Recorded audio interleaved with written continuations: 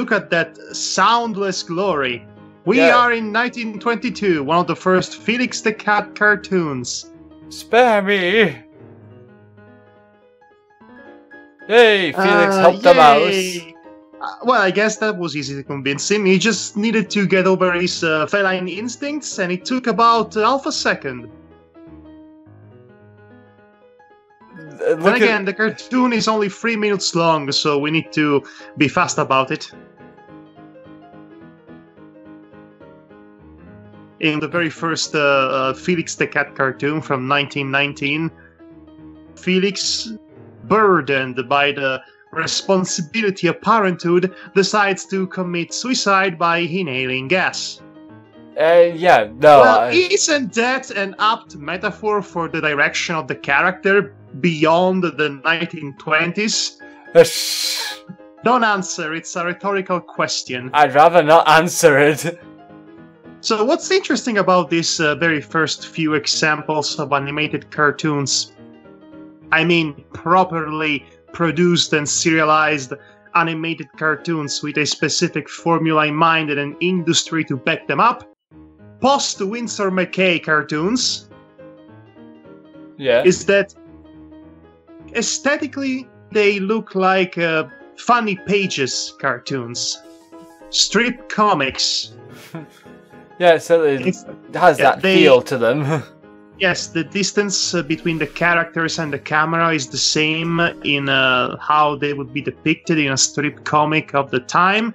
And they also have, you know, balloon dialogues.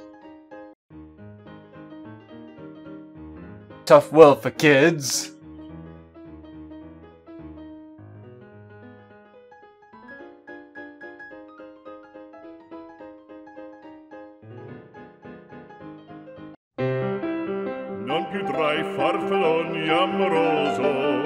And the mouses are just playing the piano for him. He's totally playing the piano, guys.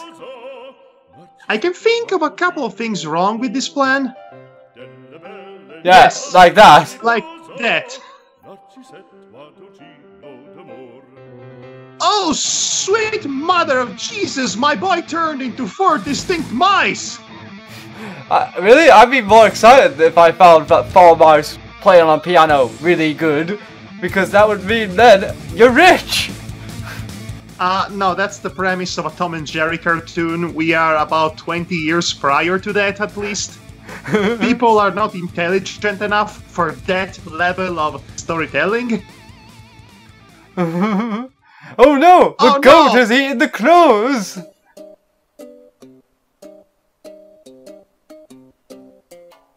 How are we going to get back? And the answer is with conveniently found barrels. Oh no! He beats him to death! Domestic violence! Yes! It's the 1920s! And Felix ate that mouse. I can only assume so. Thank you for restoring this classic, you guys. Yes, thanks for doing that for history's sake.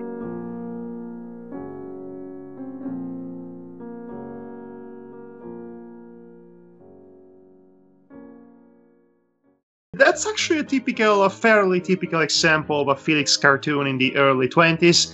Of course, Felix the character would go on to dominate the decade, and if it wasn't for him, we wouldn't have Oswald, and if it wasn't for Oswald, we wouldn't have Mickey Mouse, and everything else.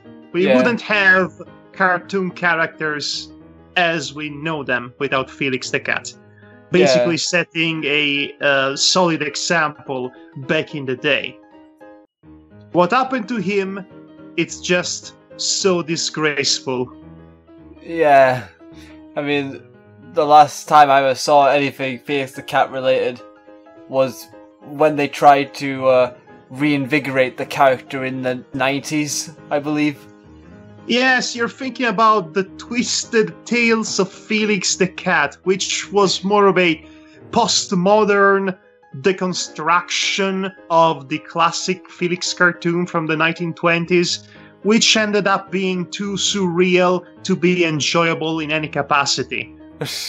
Which is another way of saying it was vibrant but fundamentally lazy.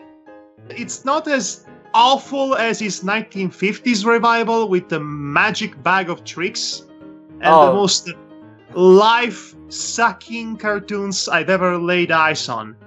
Seriously. I'm not you need to be stoned to watch those.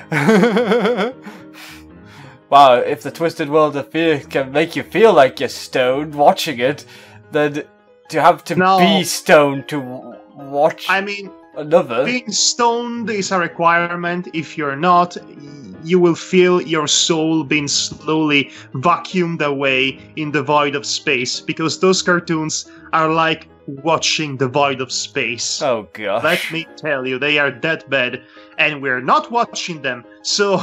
Yeah, because that'd be boring. So I guess that's it for tonight. It's nice to rediscover one's own origins. You know? Yeah. The origins of the medium that we so much enjoy. Then again, animation and history, they go hand in hand for me, those two things, so I really love this sort of thing, basically exploring the roots of where animation came from and how it's grown over time. Give me some time, I might find some veritable doozies in that regard.